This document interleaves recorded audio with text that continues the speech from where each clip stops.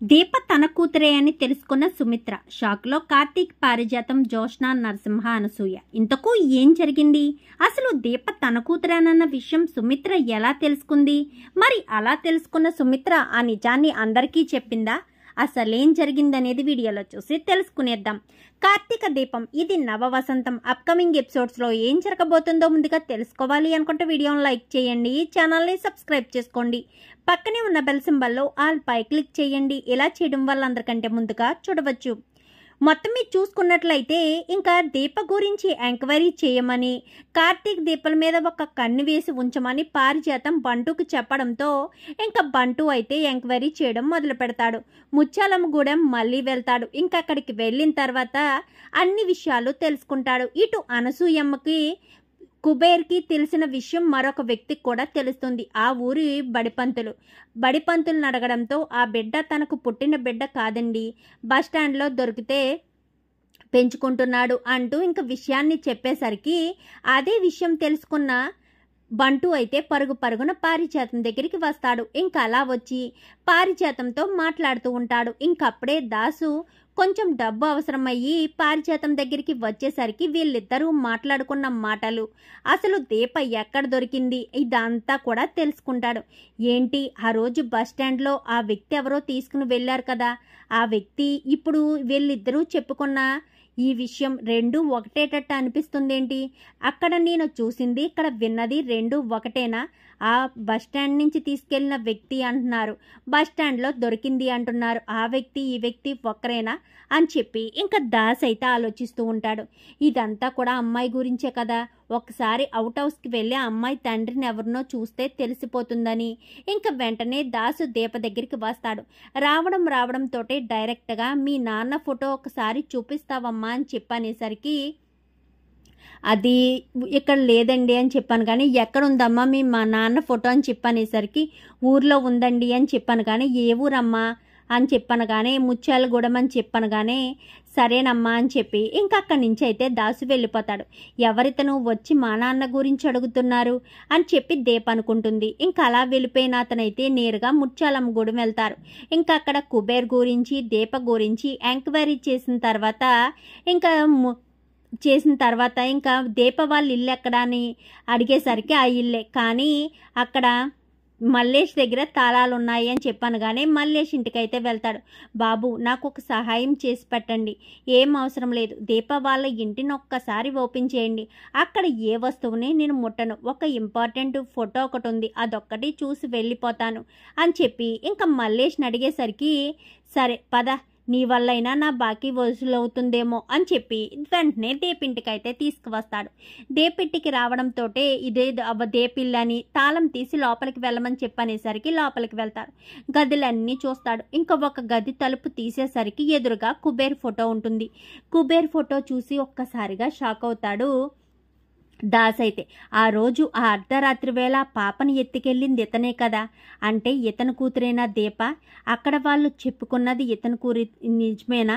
నిజంగా అది అసలు దీప గురించి ఎవరికి తెలుసు అని చెప్పి ఇంకా ఆలోచిస్తూ ఈ బిడ్డ గురించి అని చెప్పాను, కానీ దీపకి ఎక్కడుంది, హైదరాబాద్లో ఎక్కడో ఉంది అని చెప్పాను, కానీ వీళ్లకు ఆప్తమిత్రులు బంధువులు ఎవరైనా ఆ కుబేర్ ఎవరితో అయినా చాలా క్లోజ్గా ఉన్న వాళ్ళు ఎవరైనా ఉన్నారా అని చెప్పాను, కానీ ఏంటబ్బాయి నన్ను ఎంక్వైరీ చేస్తున్నారు, మీరు నా దగ్గరికి వచ్చి ఎంక్వైరీ చేయడానికి వచ్చారా ఏంటి? అయినా మీరు అడిగిన ప్రశ్నలన్నీ నేనెందుకు చెప్పాలి రాబాయ్ అని చెప్పి మల్లేష్ అంటూ, సర్లే చచ్చిపోయిన వాళ్ళ గురించే కదా అడుగుతున్నావు, ఇంకెవడు బడిపంతులు ఉన్నాడు కదా, తెల్లారింది మొదలు హోటల్ దగ్గర అయినా ఎక్కడైనా సరే వాళ్ళిద్దరే ఎక్కువగా మాట్లాడుకునేవారు అని చెప్పి ఇంకా దాసుకు చెప్పడంతో నేరుగా బడిపంతుల దగ్గరికి అయితే వెళ్తాడు. ఇంకా బడిపంతుల దగ్గరికి వెళ్ళేసరికి ఇంకా అతనైతే అవును బాబు, ఆ రోజు నేను కుబేరు వస్తుంటేనే అక్కడ బస్టాండ్లో ఆ పాప దొరికింది. పిల్లలు లేని కుబేరు ఆ పాపను తీసుకొచ్చి తన కన్నబిడ్డలా పెంచుకుంటున్నాడు, కానీ ఈ విషయం మా పాపకు తెలియదు అని చెప్పనేసరికి చాలా థ్యాంక్స్ అండి అని చెప్పి ఇంకా అక్కడి నుంచి అయితే నేరుగా సుమిత్ర ఇంటికైతే వస్తాడు. సుమిత్ర ఎప్పుడెప్పుడు బయటకు వస్తుందా అని ఇంక బయటే కాచుకుని కూర్చుంటాడు.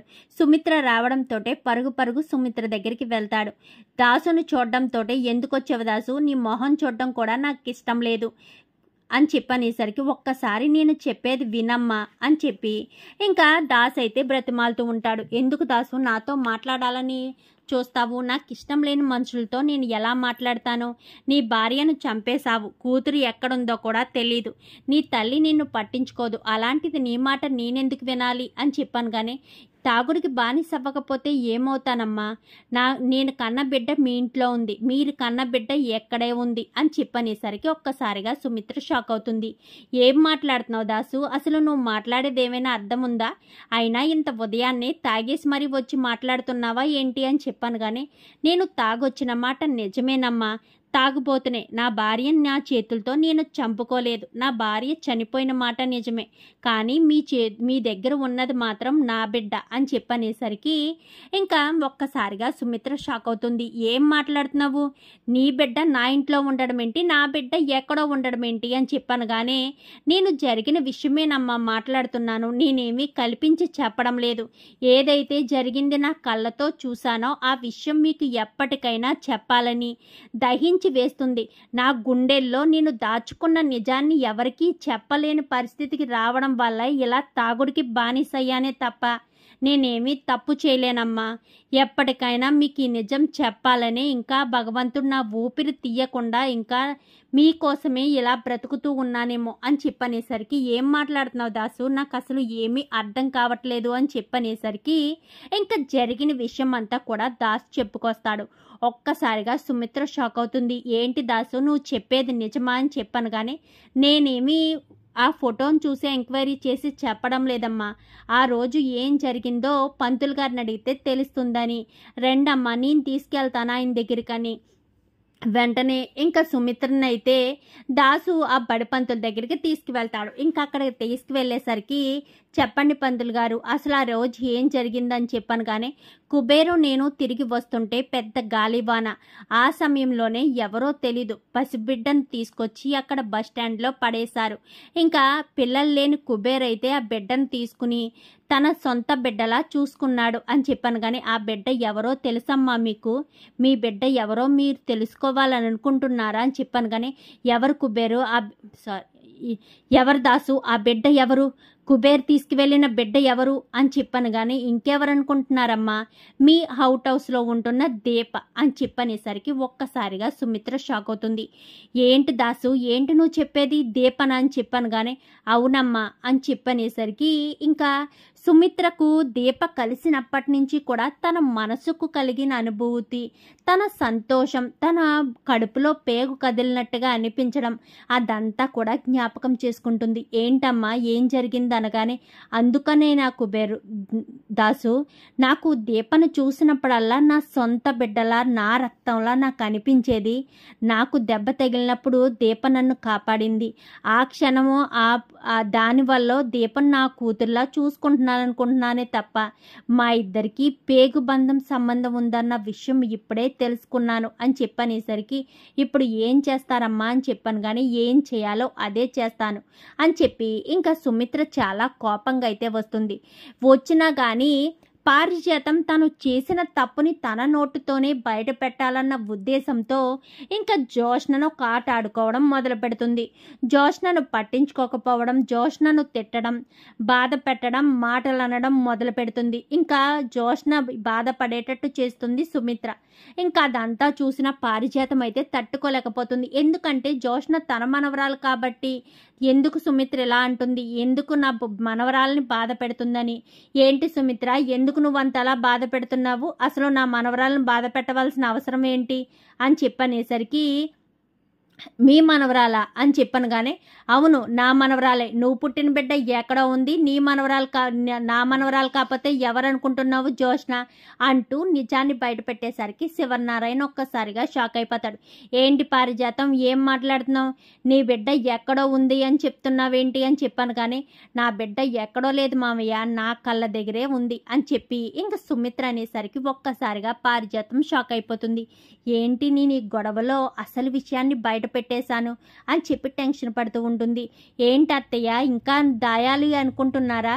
నాకు నిజాలన్నీ తెలిసిపోయాయి. మీరు ఇంట్లో తీసుకొచ్చిన జోష్న మీ కొడుకు బిడ్డని, నా బిడ్డని ఇంటి నుంచి దూరంగా ఎక్కడో అనాథలా పెరిగేటట్టు చేశారన్న విషయం అంతా తెలిసిపోయింది అంటూ ఇంకా సుమిత్ర చెయ్యి ఎత్తబోయి పెద్దవారు అని వదిలేస్తున్నానంటూ చేయి దించేస్తుంది. దీన్ని వదిలిపెట్టకూడదమ్మా అంటూ ఇంకా శివనారాయణ అయితే పారిజాతం చెంప చెల్లు మనిపిస్తాడు.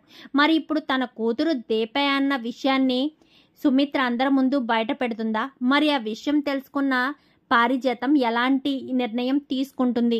మరి ఈ విషయాలు చెప్తుందా లేక దూరంగానే దీపను ఉంచి కంటి కాపలాగా ఉంటూ జాగ్రత్తగా చూసుకుంటుందా? ఇదంతా కూడా రాబోయే ఎపిసోడ్స్లో చూసి తెలుసుకునేద్దాం. మా వీడియో కనుక మీకు నచ్చినట్లయితే వెంటనే లైక్ చేసి మా ఛానల్ని సబ్స్క్రైబ్ చేసుకుని పక్కనే ఉన్న బెల్ సింబల్లో ఆల్ పై క్లిక్ చేయండి. ఇలా చేయడం వల్ల అందరికంటే ముందుగా చూడవచ్చు.